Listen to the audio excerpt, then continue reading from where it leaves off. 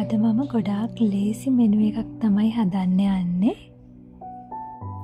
අද මම මේ චිකන් එක හදාගත්තේ ප්ලේන් යෝගට් දාලා. ඉතින් ප්ලේන් යෝගට් දාලා හදන චිකන් එකට ගෙදර ඔක්කොම හරිම ආසයි. චිකන් එකයි බෝන්ජි එකයි හදලා ඉවරයි. අලකිරි හොදි එක තමයි දැන් මම හදාගන්නේ.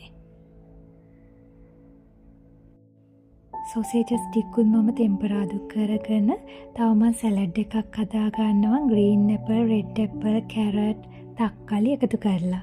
ඉතින් මේකත් හරිම රසයි. දැන් මම හදාගත්ත කෑම ටික මේ විදිහට කරි ප්ලේට්ස් වලට එකතු කරගන්නවා. යාළුවෝ ෆැමිලි එකක් එන නිසා මම කහබත් වගේම සුදුපතුත් එකතු කරගත්තා. ඉක්මනින් හදාගන්න පුළුවන් ලේසි මෙනු එකක් මේක.